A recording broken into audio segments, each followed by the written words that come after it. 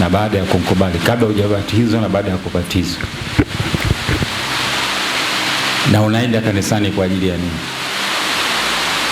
Au unakuja kwenye ibada kwa ajili ya nini? Kuna faida, kuna hasara, kuna mabadiliko.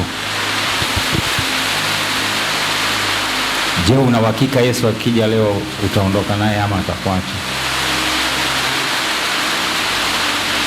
Watu uliozaliwa nao na kuishi nao kwa muda mrefu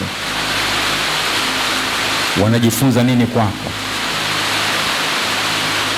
Wanaona nini ambacho ni cha pekee ndani ya kanisa uliko na nje ya kanisa? Watu wanaona nini kwako? Ni ukija hapa ni Bwana naomba, Bwana nataka, Bwana nataka, Bwana nataka, na katika vyote ulivyoomba hakuna hata kimoja amefanya. Kuna vingine hata hujawahi kumwomba hajafanya. Una nini ambacho unaweza kumwambia mtu mwingine kina upekee katika maisha yako na mtu mwingine ambaye hamjui Yesu, hajamkubali Yesu? Ukiondoka leo unaenda wapi? Una uhakika unaenda wapi? Natoka anasema mtu fulani amefariki, mtumishi wa Mungu, alikuwa na askofu, afanya mambo makubwa. Juu ya kaburi lake wakaandika mtakatifu wa Bwana amepumzika kifuani mwa Ibrahim. Wakatunga na nyimbo, wakatengeneza na nasare. Lakini kumbe hajaenda mbinguni, yuko kwenye moto anateseka. Kinaliza Yesu. Nimefungua makanisa mengi, nimefanya mikutano mingi, nimefanya huduma nyingi, watu wengi wamekombolewa. Sasa mimi sikujui. Sijaona chochote ulichokifanya hapa duniani. Unajisikiaje? Miaka 30 na kitu 40 anaambiwa na Yesu sikujui, na sijaona kanisa lilofungua, na sijaona watu waliofunguliwa, na haujaokoka. Unajisikiaje? Lakini nyuma watu wanamuita baba, askofu, mtumishi wa Mungu, mpaka mafuta, masio. Tunaona kazi zake. Kunena kwa lugha, kufufua wafu, kupokea matendo ya uponyaji, kukemea mapepo yakatoka. Sio suluhisho kwamba wewe unaenda mbinguni. Je, jina lako limeandikwa katika kitabu cha uzima? Je, unaishi katika mapenzi ya Mungu Baba au unakaa katika mazoea? Inawezekana ni swali alafu unaonekana kama gumu kwako kulitafakari ama kulitarajia leo. Amen. Bwana Yesu asifiwe. Wakristo wengi hawana muda wa kusoma neno la Mungu, na hasa wanaitwa walokole. Wanachagua baadhi ya maandiko na kuyasoma hayo tu na kuyakariri tangu Januari mpaka Disemba. Wanaifanya kama irizi neno la Mungu. Lakini neno la Mungu linatakiwa kila siku lisome, angalau ukaweza kusoma sura 7 au 5, lakini pia ukiweza kusoma kitabu kizima ukakisoma ukatafakari, yani kwa mfano Injili ya Mathayo yote, alafu kamomba Roho Mtakatifu akwambie kuna nini. Tunaona katika kitabu hiki cha Wakorintho wa kwanza, katika hii sura ya kwanza, kuna mambo mengi yameongea hapo, lakini utakuwa angalia ni neno gani linajirudia rudia. Kuna kitu gani ambacho kinakugusa wewe binafsi? Kitu gani ambacho Mungu anasema na wewe? Tukiangalia katika mistari ya mwisho anasema tunatakiwa kuishi maisha yanayompendeza Mungu katika utakatifu unaompendeza Mungu kabisa. Maisha ya utakatifu ni namna gani? Ni kujikana, kujikataa nafsi yako. Kuna aina fulani ya maisha umekuwa ukiishi kabla hujaokoka na baada ya kuokoka, na bado unakuta unatembea humo. Kuna ushawishi mkubwa, kuna nguvu za kiukoo, kikabila au kijamaa au kitaifa au kimataifa zinakuzonga. Leo hii kuna mtambo umekuja ambao unaitwa simu ya kiganjani ama smartphone. Katika hiyo itawaacha wengi wakakosa ufalme wa mbinguni, kwa sababu ina vitu vingi vinavyoshawishi watu. Wanachukua muda mwingi. Mwingine ni rahisi mtu kukaa kwenye simu ya kiganjani ama simu ya mkononi akicheka peke yake kama mtu mwenye wazimu. Anaweza akakaa hapo anafuatilia vitu vya kijinga kabisa na vya kipumbavu, na vinazidi kushawishi. Na wengine pia kwenye TV ama wakiona kingamuzi na wamekilipia, basi kuna tamthilia ama kuna aina fulani ya movie anapenda kuzifuatilia, hasa zile series. Leo ikitoka hapa itakuja hapa, ikitoka hapa itaenda hapa. Kwa hiyo unakuta ana muda mwingi sana katika hilo jambo. Anaweza akakaa nalo mpaka asubuhi bila kuchoka, lakini kusikiza neno la Mungu angalau kwa dakika 5 tu, au kusoma neno la Mungu ngumu sana. Na hii adui ameitengeneza kwa hatua za mwishoni, ili kwamba ahakikishe hakuna binadamu anayeokoka, hakuna binadamu anaenda mbinguni. Bwana Yesu asifiwe. Wamefanya hivyo, wanahakikisha hivyo. Shetani amejipanga hivyo, ameleta jambo la kuwafanya watu wawe na muda mwingi na vitu vya dunia hii kuliko na ufalme wa Mungu Baba. Jiangalie, jichunguze. Ni nini ambacho kinachukua muda wako mwingi? Ni nini ambacho hutaki kikupite? Bwana Yesu asifiwe. Tumekuwa tukikumbushwa mara kwa mara, hasa kwa wanawake na vijana, mavazi, makeup, mapambo. Watu wanaona kama ni kitu ambacho hakiwezekani kuacha. Mimi nayeongea na wewe ni mtu wa habari. Nimekuwa nikipata jumbe kutoka mataifa karibu yote. Sio kama unanielewa, mabara karibu yote. Tena Mungu anawaitumia watu mbalimbali kuwashuhudia hayo. Inawezekana umeacha dhambi zote unazozifahamu, unashika amri kuu zote za Mungu, lakini kuna vitu ambavyo adui ameweka mezani kwako vinakutoa katika ufalme wa Mungu bila wewe kujua, na unakuwa sugu kutoka huko. Watu wengi wamekamatwa na hivyo. Nimesema nimeona shuhuda mbalimbali, nimesikia kutoka mataifa mbalimbali wakishuhudia mambo haya yanayoongea. Watu wakiambiwa, usifikiri kwamba ni Alista tu anaongea kohani. It's not me only. Si peke yangu. Mungu ana wengi sana. Mimi siwezi kusema kama alivyosema Elia amebaki yeye peke yake. Kumbe kuna 50 ambao yapiga goti kwa bahari. Mungu ana watu wengi. Kuna vitu ambavyo tunafundishwa hapa. Nafundisha nakuta Marekani ni hicho. Uarabuni ni hicho. India ni hicho. Wanafundishwa hicho kwa lugha zao, ili mtu asiseme kwa lugha yake hajasikia. Mozambiki nimekuta wanafundisha hicho. Msumbiji wanaongea kwa Kireno kile na Kimakonde chao. Waambie watu waache hivi. Waambie watu waache kusuka nywele, waache kujiweka nywele dawa, waache kupamba mapambo milini mwao, waache kuvaa mavazi haya na haya. Nimeona kule Marekani mchungaji mmoja Marekani anaongea kama yule mchungaji wa huko mkali Magembe. Ni mkali kanisani, anaongea Alisa mimi pole. Ni mkali. Ngoja siku moja Mungu atusaidie tukimbize ile TV tuilete hapa tuanze kuwekea siku watu wao mnaona. Sikutabia Alisa anaongea tu peke yake. Ni mkali, Marekani mkali. Sijaona akicheka yule baba.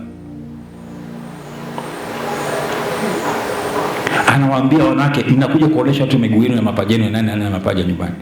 Mzungu Marekani anaongea nao. Kwani hapa ni mahali pa kuja kuonesha miili yenu? Wewe mume wako huko nyumbani hatoshi kuona. Na mimi kabla sijaokoka na sijafahamu Mungu vizuri, niliyaona kwenye makanisa ambayo tumetoka huko. Msichana hawezi kuja kanisani Jumapili kama ana gauni jipya. Akikosa ataenda kuazima kwa rafiki mpaka analia na machozi ili aende na gauni jipya Jumapili kanisani. Kwenye kwaya haonekani. Kiatu kazima, nywele kazima, wigi zile kazima. Kama na kibuzi huko ndo kitakoma, kitaliliwa mpaka apewe leo nende saluni. Sasa nalesema ninachoshangaa kwamba kwa nini leo yale ambayo yanafanywa na watu wa mataifa ndio yanafanyika kanisani. Kuanzia mavazi, muziki unaoimbwa kanisani ni mtindo wa duniani kabisa. Mimi hata sijaokoka katuo na simjui Mungu vizuri. Niko mtaani nafanya muziki wa dunia. Nilikuwa sitaki hata wimbo wangu ufanane na mwanamuziki mwingine duniani. Sasa wewe unachukua muziki ya shetani unabadilisha tu maneno. Unasema inamsifu Mungu. Mungu yupi? Kwa maana hapa kile kitu kuanzia kwa inakataa. Si kwamba tulikuwa na vyombo magitaa, vinanda, mwisho tumegawa. Sasa vinaharibika hapo ndani. Gawa vyote. Toa. Magitaa yote yameondoka. Baki vinanda na hivyo navyo vitaondoka. Sasa vya nini vinaharibika hapo? Ni miaka inaenda zaidi ya 10 vimekaa hapo ndani. Wakija wakijaribu wanatuletea yale ya kule duniani. Sasa bahati mbaya baba yao mwenyewe anajua. Sasa wewe unatulisha Misri. Tutaki nyimbo za Misri. Biblia imesema katika Zaburi 150 niimbieni nyimbo mpya. Hajasema za zamani, mpya. Kwa zipo. Bwana Yesu asifiwe. Sasa leo katika makanisa na hasa makanisa ya kilokole, Pentecost, mavazi kuanzia askofu, mtume, nabii, vyote wanavyojua ni duniani tu. Mchungaji kule Marekani akawa anafundisha sema wachungaji wengi wanaenda jehanamu kwa sababu ya mitindo ya maisha, mavazi. Kanyoa kiduku mchungaji, kasuka nywele mchungaji, mwanaume kasuka nywele, akavaa mavazi yale unaovaliwa kwenye dunia, hawezi kwenda mbinguni. Mbingu ya nani?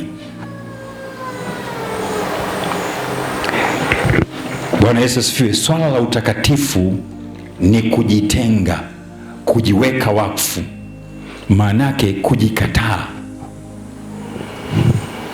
Bwana Yesu asifiwe. Kuna vitu unakuta unakatazwa. Mimi nimefika mahali mpaka aina ya vyakula, wakati mwingine nashindana na mke wangu pale ndani, sitaki chakula cha namna hii. Na ukiendelea kupika hivi siri, nitapika mwenyewe cha kwangu. Tunagombana. Siseme mchungaji anagombana kweli, mimi sitaki. Kwa sababu mimi shangwe inaua kiroho, inaniua kiroho. Kwa nini ile? Yaani unapangiwa aina ya vyakula utakavyokula, unapangiwa aina ya vinywaji utakavyokunywa. Kuna mahali unakuwa ndio maana ya kutengwa. Yohana Mbatizaji alikuwa anakula nini? Asali mchu na nzige. Unaweza? Mimi kuna mahali nilifika sinywi chai, na kweli mpaka leo si. Na kunywa kitu namwambia, nilikuja kutoka kwenye chai nikaanza kuja kwenye soya, nikatoka kwenye soya nikaanza kuja kwenye tangawizi, nimebaki hapo. Lakini kuna mahali nilifika chai yangu haina kuweka sukari. Kwa hiyo naagiza Dodoma nilitoa lita 20 au lita 20 za asali ile ambayo haijachukuliwa, natengeneza, nachuja na kunywa kwenye chai, kwenye uchi na hiyo. Na nilikuwa naona kitu tofauti. Unasikia na unaambiwa uko ndani kula vitu ambavyo nimekuelekeza mimi. Na nguvu ya kiroho inaonekana, na nguvu ya afya kiuzima na kuwepo. Bwana Yesu asifiwe. Ilinichukua muda mrefu kutoka kwenye kula kitimoto. Kila nikitaka yaani ilikuwa nafuga na ninakula kweli. Mimi sio kusema naongea tena bila shida. Mimi sio kula robo nyama, robo kilo. Watoto wao wanaangalia, mimi sijapata nyama, mimi hiyo kitu sitakaye kusikia kwenye nyumba yangu. Mimi sijapata nyama, sijawahi kusikia, kwa sababu kwa baba yangu nilikozaliwa na mama yangu sijawahi kusikia hilo neno.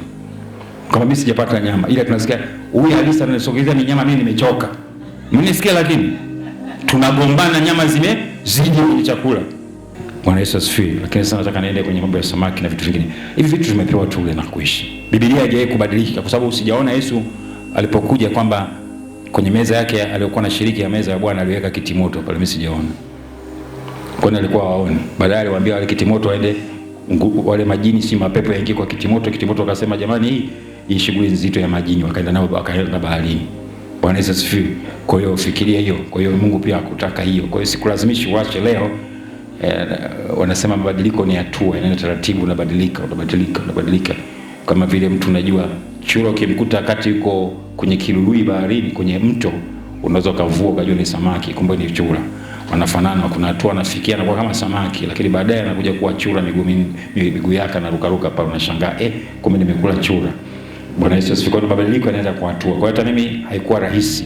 Kwa hiyo imeenda taratibu, nimefika hapo na mwenzangu naye amefika, amenielewa, watoto wameelewa. Sasa wakutana nazo huko shuleni, na hata familia zetu kiwatembea, hiyo kitu usiweke mezani, tule sisi. Bwana Yesu asifiwe. Haleluya. Ndio unaelekea kwenye maisha yanaitwa ya utakatifu. Unapangiwa jinsi ya kula, unapangiwa jinsi ya kuvaa, unapangiwa pia hata kuzungumza. Bwana Yesu asifiwe.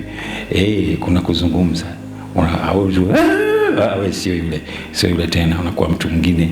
Kuna vitu ulikuwa unapenda kufanya, huwezi na kufanya. Kuna maeneo ulikuwa unapenda kwenda, huwezi kwenda. Unaishije na watu mahali unaishi? Unasomekaje?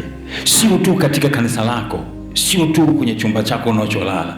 Nje mataifa wanakuona wewe nani. Kuna mahali anasema kwamba hata mataifa watatetemeka mbele zako, watakusapoti, watakutia moyo. Wale nitia moyo, wangesema msikaje, kuna kurudi, twende mbele. Nafikiri wale jamaa watajiuliza, yule mtu namna gani? Hawaelewi. Lakini kwa sababu tangu nimeanza kumtumikia Yesu sijawahi kuaibika, na mimi sijawahi kukwama mali na sikwami, na mimi nitatoka. Bwana Yesu asifiwe. Kwa tunaona hapa katika somo hili Mungu anavyotukumbusha na kutueleza jinsi ya kujitambua. Nataka nikwambie Yesu karibu anarudi, lakini ili arudi asikupite, kuna mabadiliko unatakiwa kuyaishi. Kitabu hiki cha waraka wa kwanza wa Paulo mtume, sura hii ya kwanza, usisome kama kasuku, soma taratibu. Roho Mtakatifu akusaidia hata baada ya kutoka hapa. Kama unaye rafiki yako mwingine unayemwamini au mwenzako kiroho, kaa tena mpitie, muulize Mungu, hapa kuna nini? Kuna vitu vya kubadilika kwenye maisha yako, kuna vitu vya kufuata katika maisha yako, kuna jambo la kuomba mbele za Mungu, kuna kitu cha kutii na kutekeleza. Katika hii sura ya kwanza ya Wakorintho wa kwanza, kuna nini cha kufanya? Nini ambacho Mungu anasema na wewe ili uweke? Tunaona hapa kuna maneno mazuri sana ambayo anasema hivi, kwa mfano mstari wa 8, ambaye atawathibitisha hata mwisho ili msilaumiwe siku ile Bwana wetu Yesu Kristo. Siku ile ya Bwana wetu Yesu Kristo. Mungu ni mwaminifu, ambaye mliitwa na yeye muingie katika ushirika wa mwanawe Yesu Kristo Bwana wetu. Kwa hiyo ili uweze kuingizwa kwenye ule ushirika, sio SACCOS, ushirika, sio KNCW wachaga kule Moshi, ushirika. Yani unaunganishwa na Kristo.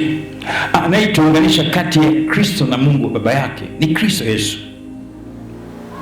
So kuna sababu, kuna jinsi ya kukaa. Bwana Yesu apewe sifa. Bwana Yesu apewe sifa. Kuna jinsi ya kukaa.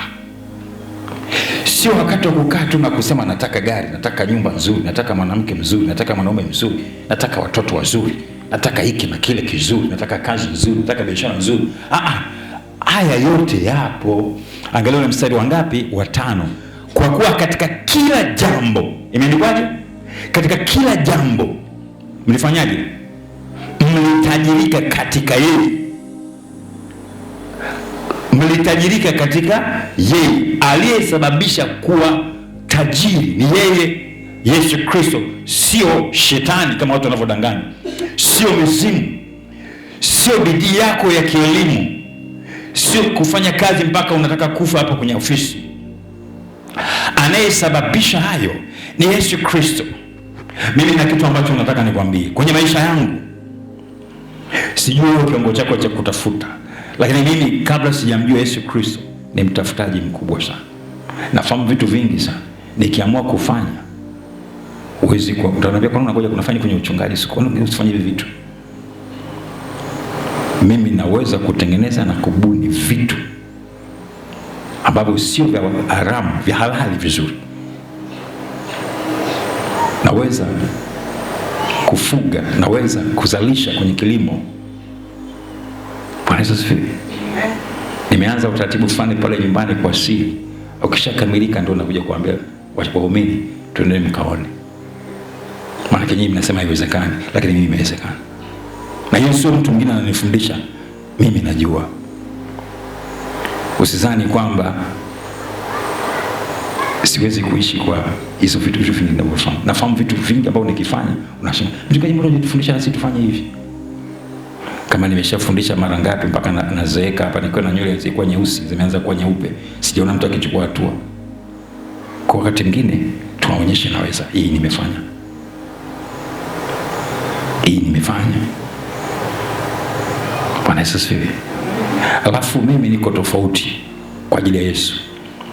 Wakati hali ya uchumi wa dunia inakuwa ngumu, mimi ndo naanza kula bata, yani kufanikiwa. Zile hali ngumu ya uchumi, mimi pale ndo naona fursa, napita hapo hapo katika hali ngumu. Kwenye hali ngumu mimi ndo napita. Wakati dunia inalia hali maisha magumu, kilimo hakiwezekani, huko ondoka msukani umekosea, pagumu. Nyumba ile pale. Maisha magumu, maisha magumu. Kanisa hilo hapo. Magumu magumu, gari zile pale. Tena hapo hazijafikia idadi inayotakiwa.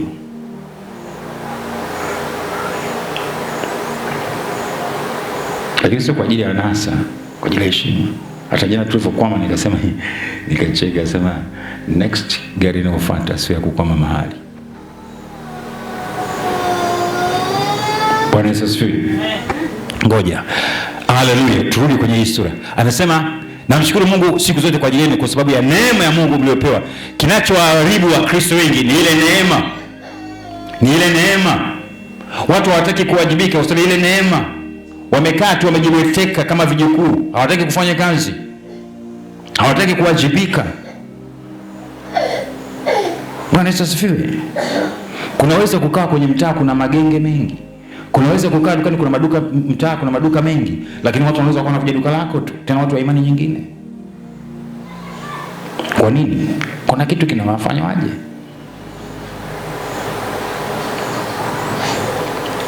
Mimi nikwambia hapa leo, mimi nikifungua hapa mgahawa, hii mingine watalia. Mchungaji sasa, mchungaji ukifungua na sisi tutafanya, nikamwambia naendelee kuuza.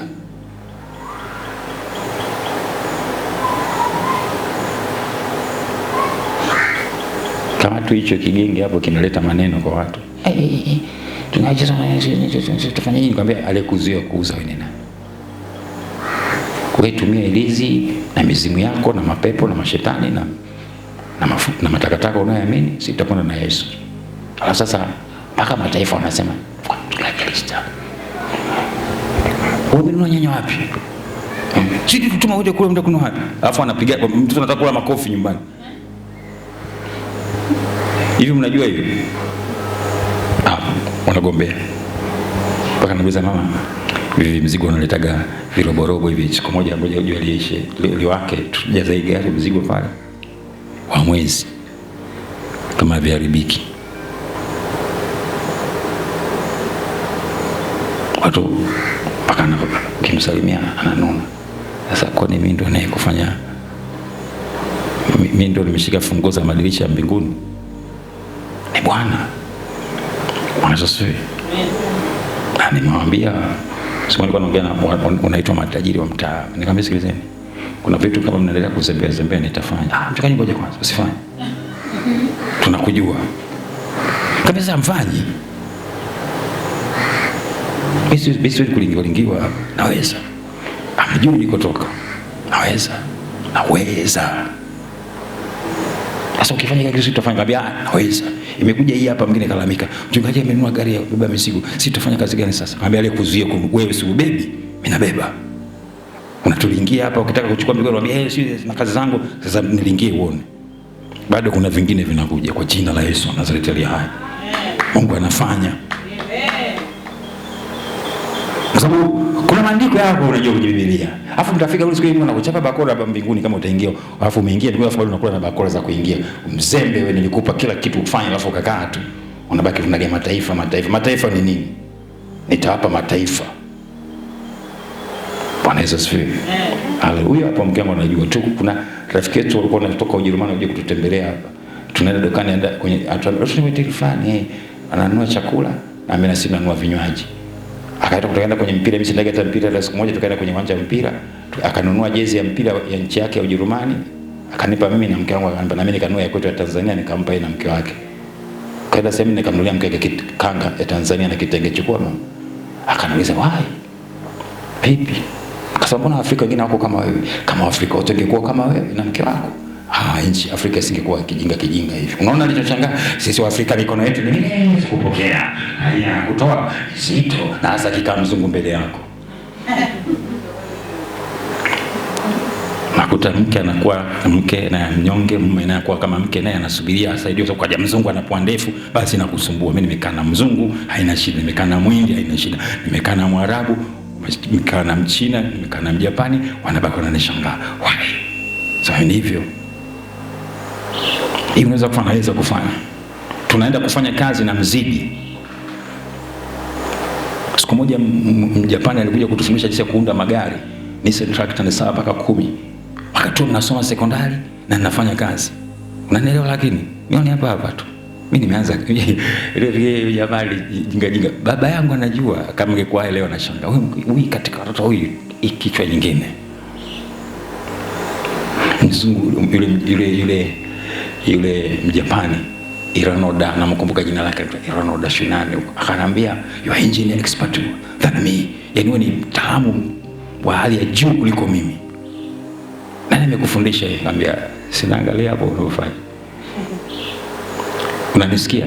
Unaona kama hiyo gari hivi, hicho kichwa cha mbele kiko kwenye box, hivi vipande vyote viko kwenye box, mpaka hiyo matari ya kwenye box, sasa ile chuma iko kwenye box, kila kitu kiko kwenye box, mfumo wote wa gari uko kwenye box.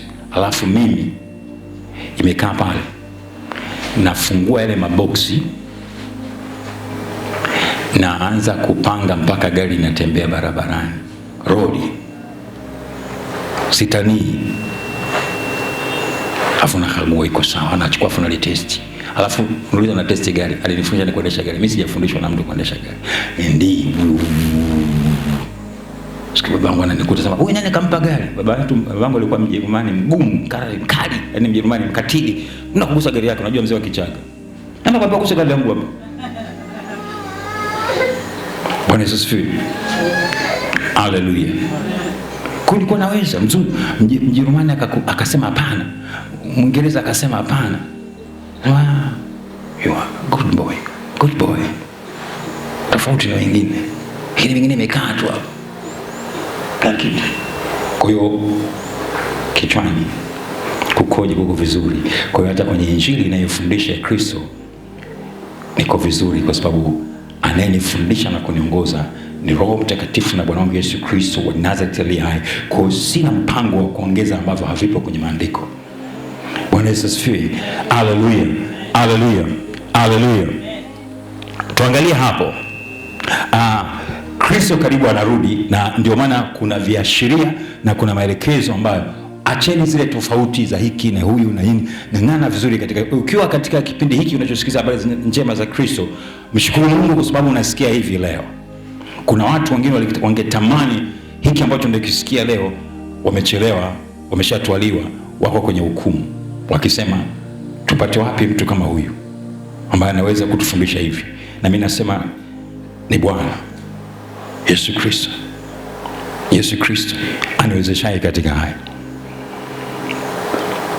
Anasema kwa sababu neno la msalaba kwao wanaopotea ni upuuzi, bali kwetu sisi tunaokolewa ni nguvu ya Mungu aliye hai. Kwa kuwa imeandikwa, nitaiharibu hekima yao wenye hekima na akili zao wenye akili nitazikataa. Mungu anatuambia katika neno lake ile sura ya kwanza mstari wa 19 na 18. Anaonya, anaeleza na tahadharisha. Kwa kuna vitu vya kuangalia. Ni kweli kwamba kuna watu wenye hekima sana. Ni kweli kuna watu wana nguvu sana, lakini hao Mungu anawakataa. Kuna watu wanajiona kwamba wako bora kuliko wengine, lakini wamepotea. Leo kuna mtu anakaa anaweka kitabu cha kumbukumbu ya maombolezo ya kambwa kake kamekufa.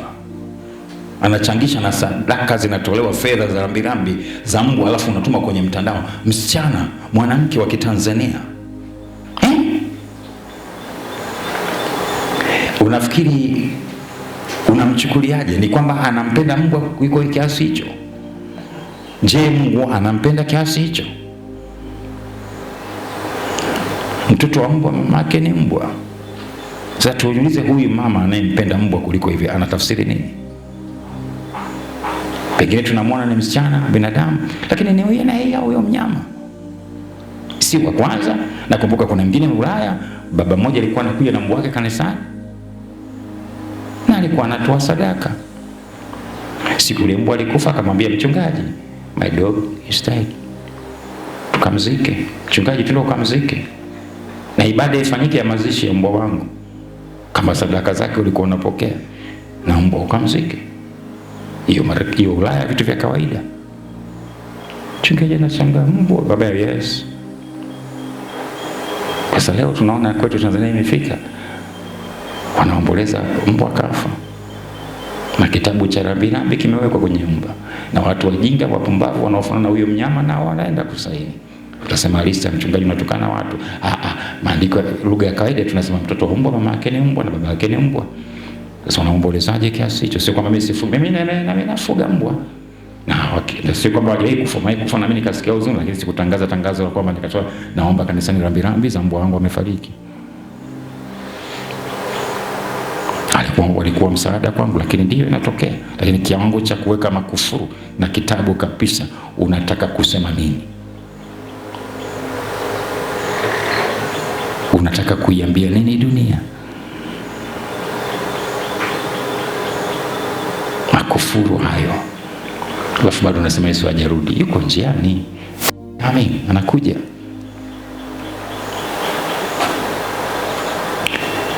Bwana Yesu asifiwe. Tunaona katika maandiko haya Mstari wa 26 na kuendelea. Maana ndugu zangu, angalieni mwito wenu, ya kwamba si wengi wenye hekima ya mwilini, si wengi wenye nguvu, si wengi wenye cheo walioitwa, bali Mungu aliyechagua mambo mapumbavu ya dunia awaibishe wenye hekima. Tena Mungu alivichagua vitu dhaifu vya dunia ili aviaibishe vyenye nguvu. Tena Mungu, huyo ni Mungu, anaangalia anaeleza jinsi alivyofanya. Alivichagua vitu vyao vinyonge vya dunia na vilivyodharauliwa na vitu ambavyo haviko, ili avibatilishe vile vilivyoko. Mwenye mwili awe yote asije akajisifu mbele za Mungu, bali kwa yeye ninyi imepata kuwa katika Kristo. Kwa yeye. Hakuna mtu anaweza kuja kwa Yesu Kristo Baba Mungu asiporuhusu. Aliyefanywa kwetu hekima itokaye kwa Mungu na haki na utakatifu na ukombozi, kusudi kama ilivyoandikwa, yeye aonaye fahari na aone fahari juu ya Bwana. Yeye aonaye fahari na aone fahari juu ya Bwana. Nenda kasome mstari mmoja taratibu, afu mwambie Roho Mtakatifu, kuna nini cha kujifunza? Kuna nini cha kubadilika kwenye maisha yangu? Ng'ang'ana, ukiweza kufunga, funga hata siku moja, omba, piga na magoti. Nataka maisha ya matakatifu ambayo imeandikwa hapa. Nataka kuwa na ushirika na Yesu Kristo. Sio ushirika na dini au dhehebu, sio ushirika na taifa au nchi, sio ushirika na baba au mama wa kiroho au kiroho, si ushirika na baba yako kutoa kiroho, shirika na Kristo.